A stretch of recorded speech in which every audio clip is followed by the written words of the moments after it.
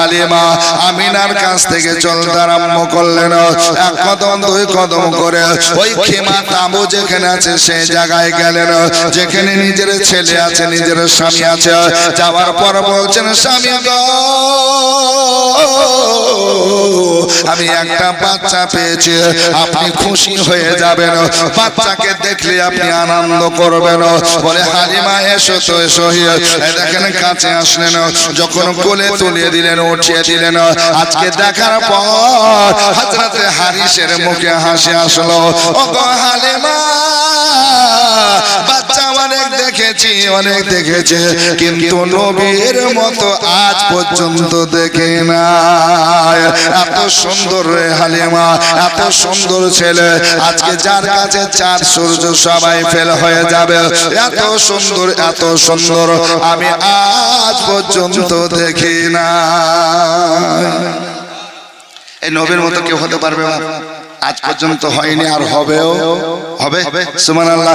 ও গো চাঁদের চেয়েও সুন্দর কি, তারার চেয়েও সুন্দর কি, জানা থাকলে বলো, আরে সুন্দর বাগান দেখিতে মদিনাতে চলো। জোরে বলুন। চাঁদ থেকে সুন্দর, তারা থেকে সুন্দর দয়ার নবী মায়ের নবীকে নিয়ে গেলেন হালিমাতু সাদিয়া রাদিয়াল্লাহু তাআলা আনহা। এবার স্বামীকে বলছেন, স্বামী গো, আপনি যাবেন আবার কাবা ঘর তওয়াফ করতে, আজকে তার আগে বলতে চাই একটু খাবারের ব্যবস্থা করুন। হালিমা, খাবো আমি, মানে ক্ষুধা পেয়েছে। আজকে হারিস বলছেন, হালিমা, খাবার যেগুলো এনেছিলাম সব তো শেষ হয়ে গেছে, খাবার আর বাকি নাই। একটা জায়গা বের করে দিলেন, নিজের স্বামীকে জায়গাটা বের করে দেওয়ার পর বলছেন, স্বামী গো, এই যে আমরা যে উটের পিঠে চেপে এসেছি, ওই উট থেকে আপনি দুধ দহন করে নিয়ে আসুন, দুধ দিবে, উটে আমরা পান করব। হালিমার কথা শুনে হারিস হাসতে আরম্ভ করেছেন, হেসে হেসে বলছেন, হালিমা, বাচ্চা পেয়েছো, খুব সুন্দর বাচ্চা, এই বাচ্চা পেয়ে তুমি আজকে মাথা খারাপ করে নিয়েছো, বলো বলো বাচ্চা আজকে পেয়েছো, সুবহানাল্লাহ, ভালো।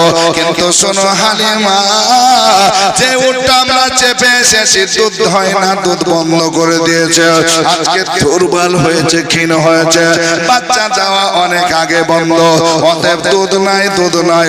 হালিমা বলছেন, শোনো গো স্বামী, শোনো, আমারও বুকে দুধ ছিল না, নবীকে টাচ করার সঙ্গে সঙ্গে আল্লাহ আমার বুকে দুধ দিয়েছে। আমার বিশ্বাস এটা, আপনি যদি উটের কাজ জানো, আমার উটেও দুধ দেবে। জোরে বলুন সুবহানাল্লাহ। আমারও তো বুকে দুধ ছিল না, আমার বাচ্চা দুধ খেতে পেত না, রাত্রিতে কান্না করতো, চিৎকার করতো দুধ পাওয়ার জন্য, কিন্তু দুধ হয় না। আচ্ছা, মা যদি ঠিক মতন খাবার না পায়, বুকে দুধ হবে বাপ? দেখবেন আমরা গরু মহিষ পুষি না বাড়িতে, আর দুধ বেশি করার জন্য কত ভালো ভালো প্রোটিন খাবার গাই গরুকে আমরা খাওয়াই, মহিষকে খাওয়াই, যেন বেশি দুধ হয়, বেশি যেন দুধ হয়। কি এবার আমাদের তো মা বোনেরা আছে, ওই মা বোনেদেরকে যদি একটু প্রোটিন খাবার, ভালো খাবার দেন, তো মায়েদের দুধ বেশি নামবে না? আর যদি একটু খারাপ খাবার দেন, গরিব মানুষ, শুকনা রুটি দিয়েছেন, তরকারি নাই, লবণ দিয়ে খা, আর যদি খাবার ঠিক মতন না দেন, তো ওই মায়ের বুকে দুধ আসবে ঠিকভাবে? আসবে না। তো হালিমা তো নিজে খেতে ঠিক মতন পান না, গরিব মানুষ, বুকে দুধ নাই। তো হালিমা বলছেন, আল্লাহ, আল্লাহর কসম করে বলি, নবীকে কোলে উঠালাম, চাঁদ বদন চুমা দিলাম, আমার বুক দুধে ভরপুর হয়ে গেল। অতএব আমি জানি আজকে আমাকে আল্লাহ রহমত বরকত দিয়ে ভরপুর করবেন, আপনি যান একবার দেখে আসুন। হারিস বলছে, যখন বলছে একবার দেখে আসুন। আসুন বেরাদার, হযরতে হারিস এক কদম দুই কদম করে উঠছে, যেখানে বাবলা গাছের পাতা খাচ্ছিল রে বাবা। এবার জায়গা নিয়ে পাথর নিয়ে আপনার চলতে আরম্ভ করলেন। আজকে যেতে যেতে যেতে যেতে এখনো উটের কাছে পৌঁছায় নাই। হযরতে হারিস বলছেন, সুবহানাল্লাহ, আমি যেন দেখতে পেলাম উটের দুধ নেমে এসেছে, নেমে এসেছে। আমি গেলাম, যাওয়ার পর দহন করলাম, আর দুধ দহন করার পর বর্তন ভর্তি হয়ে গেল। আমি নিয়ে এবার চলতে আরম্ভ করলাম, সীমাতে আসলাম, আমি নিজে পান করলাম, আমার বিবিকে পান করালাম, বাচ্চাকে পান করালাম, তারপরও দুধ বেঁচে গেল, হালিমা দুধ তো বেঁচে গেল, বলছে রেখে দেন পরে আবার পান করা হবে। বলছে এত দুধ রে হালিমা আগে আমি কোনোদিন দেখি না। হালিমা তো সাদিয়া রাদিয়াল্লাহু তাআলা আনহা মুচকি হেসে বলছেন শুনুন গো শুনুন, আগে জানতে হবে আরো বুঝতে পারবেন। আল্লাহু আকবার কাবীরা। আমার নবী মুস্তাফা জানের রহমত সাল্লাল্লাহু তাআলা আলাইহি ওয়াসাল্লামকে নিয়ে এবার যাবেন মক্কা থেকে আপনার সুবহানাল্লাহ ঘরের দিকে, বাড়ির দিকে। বাচ্চারা আমার ভাইরা, কিতাবের মধ্যে লেখা আছে একদিন দুদিন তিন দিন চার দিন এইভাবে তিনি থেকে গেলেন। কেউ বলছেন প্রায় এক সপ্তাহ মতো থাকলেন। আর থাকার পর আমার হালিমা সাদিয়া রাদিয়াল্লাহু তাআলা আনহা নবীকে সঙ্গে করে ওই উটের উপরে চেপে এবার যেন মক্কা থেকে চলতে আরম্ভ করলেন। নিজের বাড়ি যাব বলে, নিজের ঘর যাব বলে। এই বাবা জীবন ভাইরা গো, এই উটের উপরে যখন চেপে এসেছিলেন দুর্বল ক্ষীণ এই জন্য চলতে পারছিল না, আস্তে আস্তে ধীমে গতিতে চলছিল। এবার নবীকে নিয়েছেন, নবীকে নেওয়া মানে ওজন তো বাড়লো, বাড়বে না? আসার সময় দুজন চেপেছিলেন, কথার কথা ধরে। এবার বাচ্চা হলো, তো বাচ্চা 1 কেজিও যদি হয় মনে করে তাহলে ওজন তো বাড়লো, তাহলে ওজন বাড়লো, আরো আস্তে চলা দরকার। কিন্তু সুবহানাল্লাহ ইতিহাস উঠিয়ে দেখুন, সিরাতের কিতাবগুলো পড়ুন, নবীর জীবনীগুলো পড়ুন। আল্লাহু আকবার কাবীরা।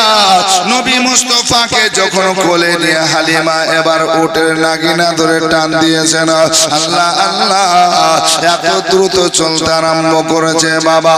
হালিমা তো সাথে বলছেন স্বামী গো দেখুন আজকে উটের জানে জান বসেছে, কত জোরে চলতেছে বেরাদার, লোকাল যেন এক্সপ্রেস হয়ে গেছে। এত দ্রুত চললো রে বাবা, কত দ্রুত চললো, কত দ্রুত চললো। হালিমা তো সাদিয়া বলছেন বানি 7 গোত্রের মহিলারা যারা আগে আগে অনেক চলে গেছিল, 3 দিন 4 দিন আগে, তাদেরকে আমি পিছিয়ে রেখে আমি হালিমা সবার আগে চলতে আরম্ভ করলাম। যখন আগে বাড়তে আরম্ভ করলাম তারা আবার ডাক দিচ্ছে হালিমা থামো রে থামো, হালিমা একটু রুখে যাও, রুখে যাও। হালিমা বলছেন আমি রুখে গেলাম। আর থেমে যাওয়ার পর আজকে ওই আমার আজকে পড়োশীদের বলতে আরম্ভ করলাম শোনো গো, আমি তোমাদের মতো মা না, তোমাদের মতো রমণী না। যাওয়ার সময় কতবার না কেঁদে কেঁদে থামতে বলেছে, ধীরে চলতে বলেছে, আস্তে চলতে বলেছে, তোমরা মানো না, থামো না। আর আমাকে দেখো থামতে বললে আমি হালিমা থেমে গেলাম। বলছে হালিমা আমরা আশ্চর্য হয়ে গেলাম, তোমার দুর্বল উট চলতে পারে না, এখন কিভাবে চলছে? তুমি কি বদলে নিয়ে আসলে, পাল্টে নিয়ে আসলে?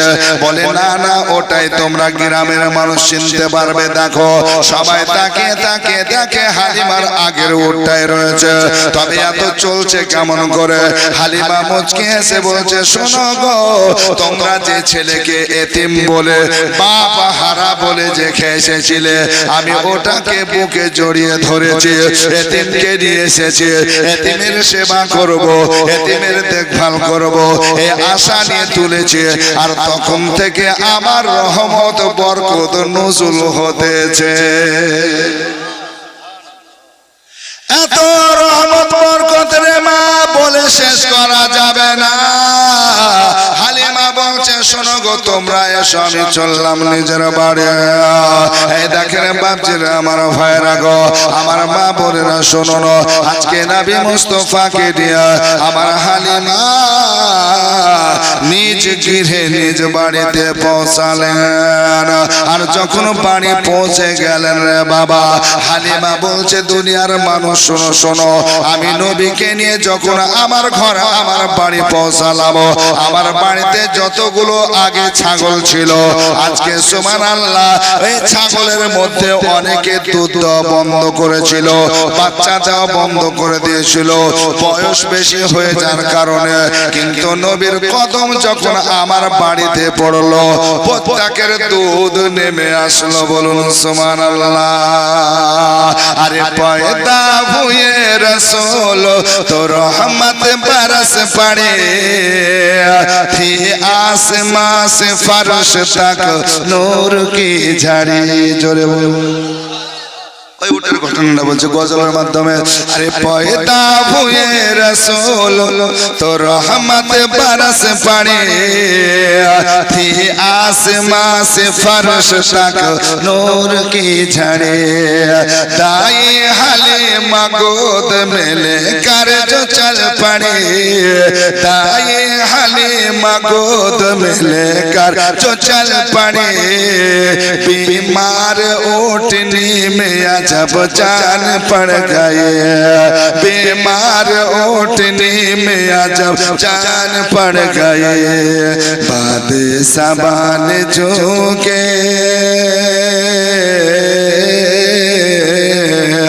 बादशाह ने झूम के कानों में यूं कहा हैया अलल सला हैया अलल फला हैया अलल सला हैया अलल फला।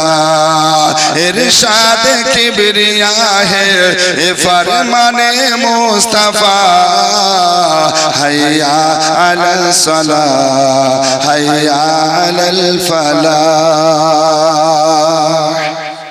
আসুন বাপজিরা আমার ভাইয়ের, নবী এবার হালিমার বাড়িতে, জোরে বলুন না সুবহানাল্লাহ।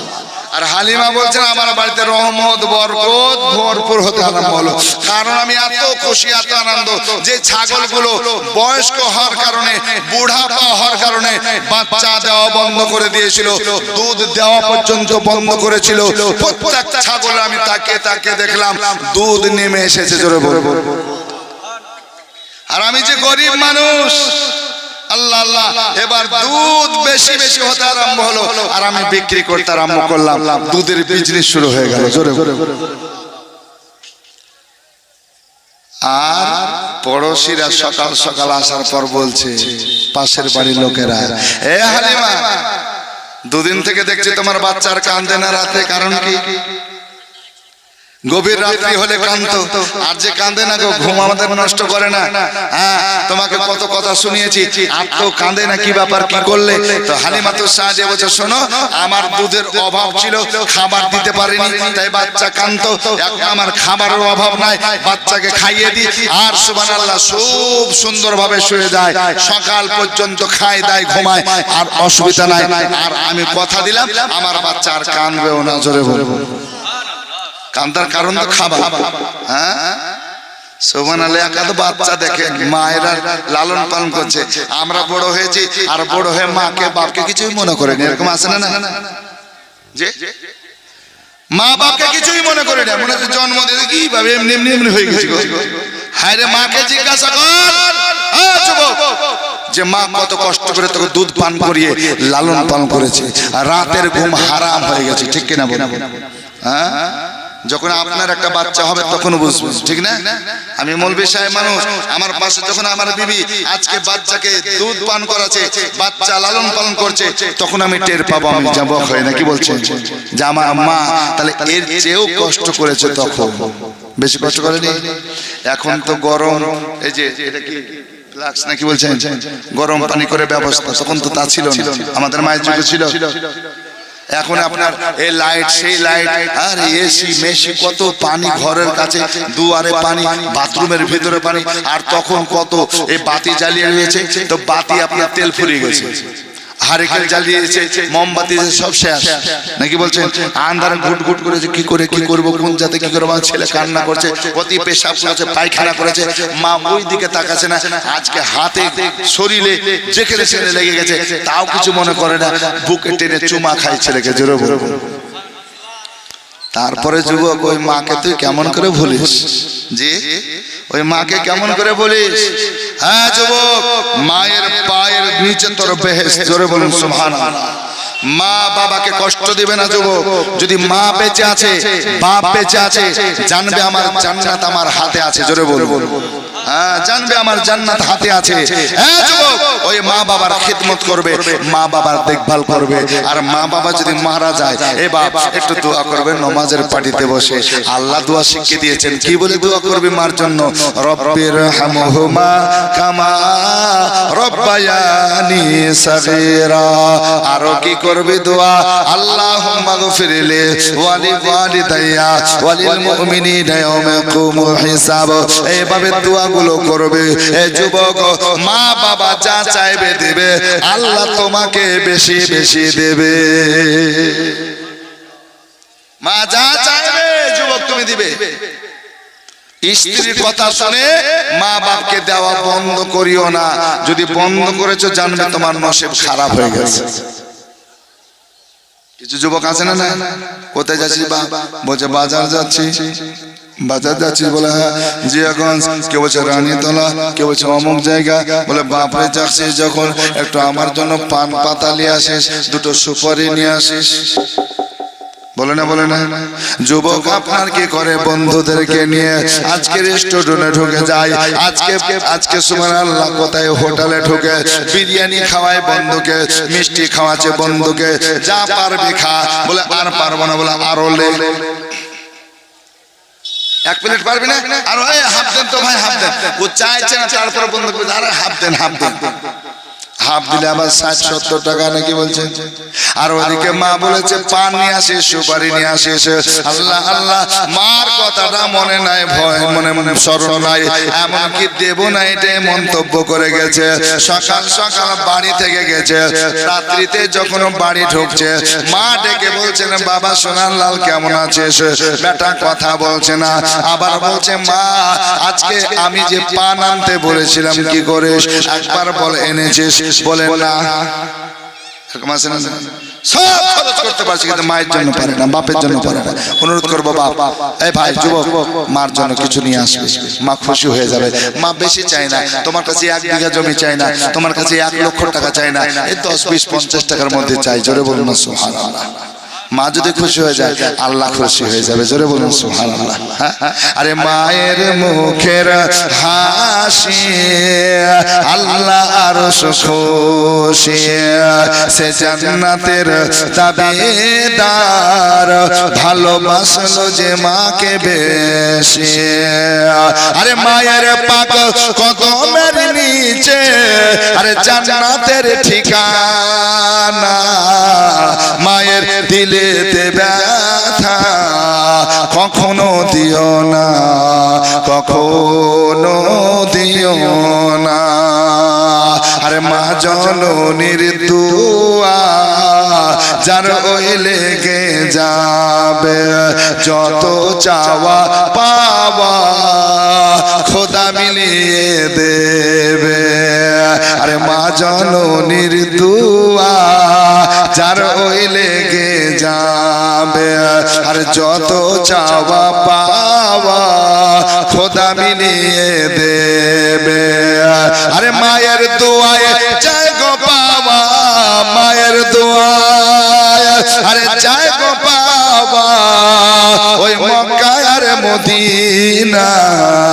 মায়ের দিলেতে ব্যথা কখনো দিও না, কখনো দিও না। কেন?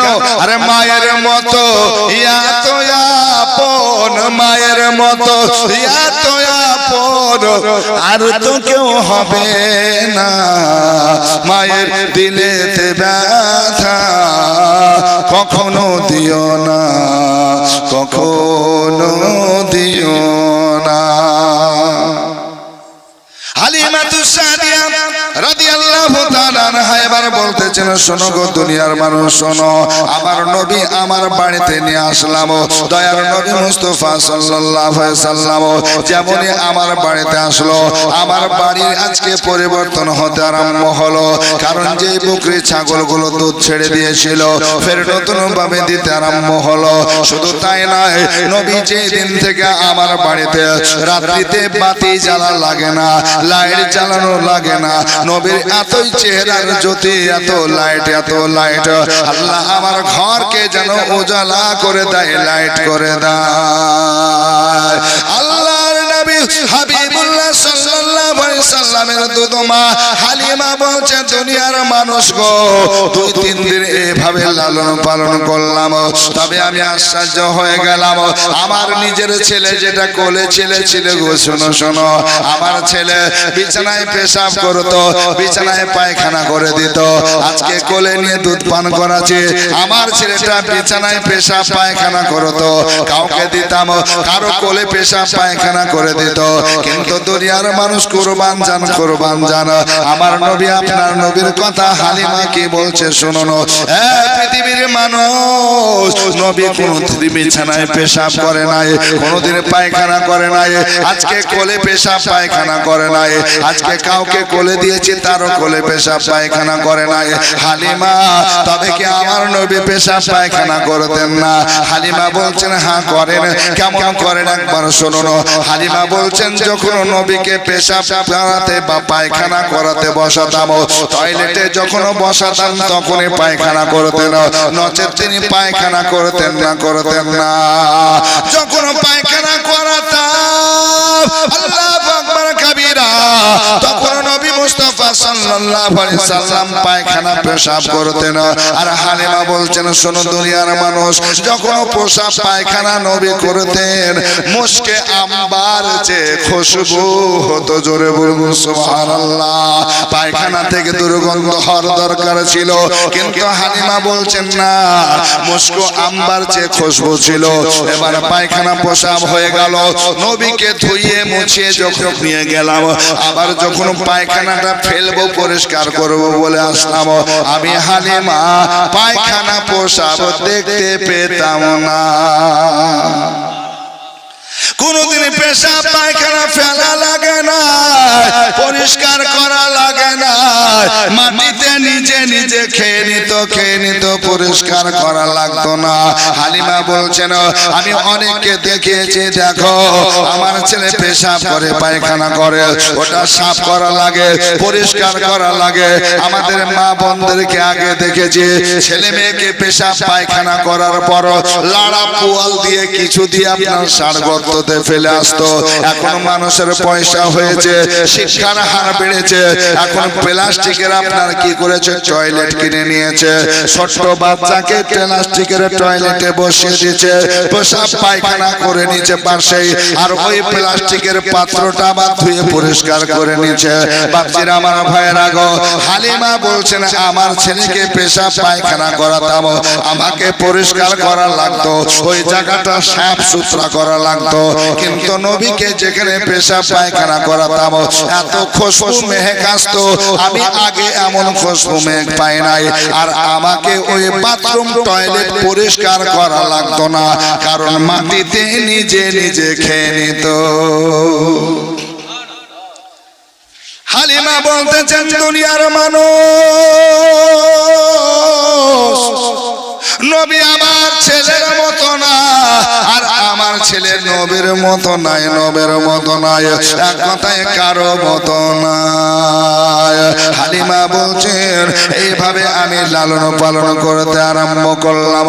জগতের মানুষের গো, হালিমা তো সাদিয়া বলছেন আমার নিজের ছেলের জন্য বাড়িতে একটা দোলনা ছিল, ঝুল্লু ছিল, ওই দোলনাতে আমার নিজের ছেলেকে শুইয়ে দিয়ে দোলনা চালিয়ে দিতাম। আমি এবার বাড়ির কাজ কর্মগুলো করতাম।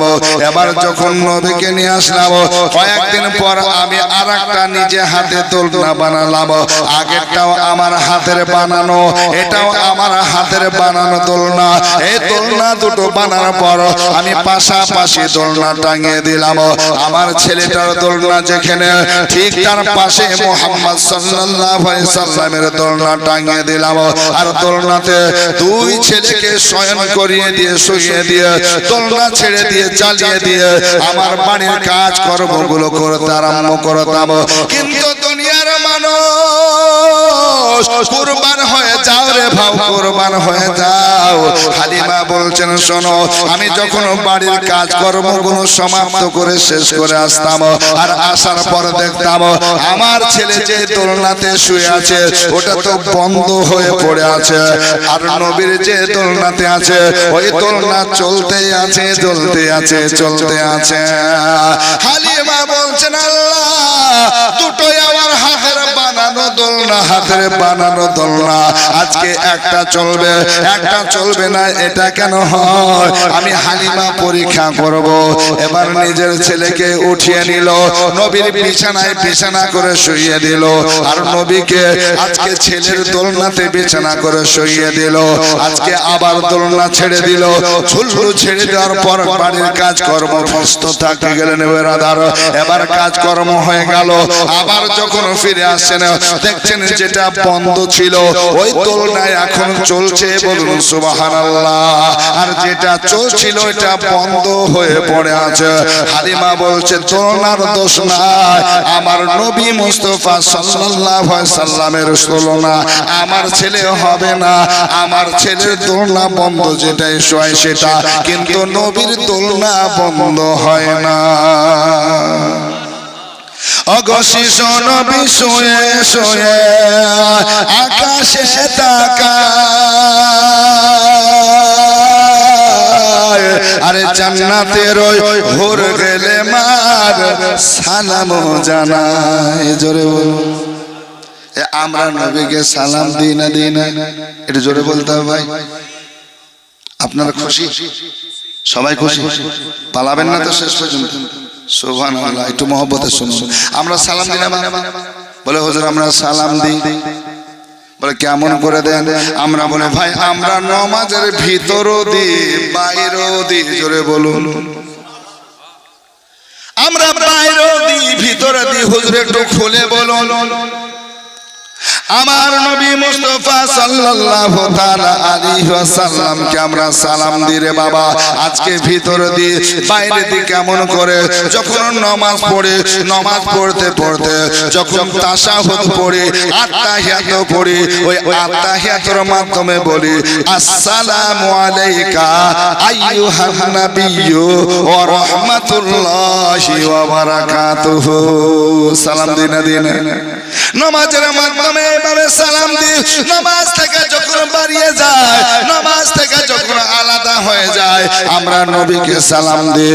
ইয়া নবী সালাম আলাইকা, ইয়া রাসূল সালাম আলাইকা, মুস্তাফা জানে রহমত পে লাখো সালাম, শামে বাস মে হিদায়াত পে লাখো সালাম। এ বাপজিরা আমার ভাইরা, যে নবীকে আমার আল্লাহ পাক নিজে সালাম দেন ফেরেশতাদের নিয়ে, ও আমার ফেরেশতারা মালায়েকা, তোমরা নবীকে আজকে কি করো? দুরূদ পড়ো নবীর উপরে। আজকে নবী মুস্তাফা সাল্লাল্লাহু আলাইহি সাল্লামের উপর দুরূদ আল্লাহ নিজে পড়ছেন ফেরেশতাদের নিয়ে। ওই দিকে লক্ষ্য করে বলছে রে বাবা, আরে শিশু নবী শুয়ে শুয়ে আকাশে তাকায়, আরে জান্নাতের ওই হুর গেলে মান সালাম জানায়। আদব সহকারে নূর নবীকে ঘিরে, আদব সহকারে নূর নবীকে ঘিরে, ফেরেশতারা দোলায় নূরের দোলনা, দোলনা। মাগো তোমার লালের নে তুলনা, তুলনা। জামানা দিওয়ানা জামানা দিওয়ানা ও গো মা আমেনা তোমার লালের নে তুলনা মাগো তোমার লালের নে তুলনা। আসুন বাতিন আমার ভাইরা, যেখানে যে কলিগুলোর দরকার একসঙ্গে যে লম্বা 4 5 কলি 6 কলি পড়বো তা না, যেখানে প্রয়োজন আর যেখানে ভিড়ে যাবে লাইনে লাইনে সেখানে বলবো। রাজি আছেন? যে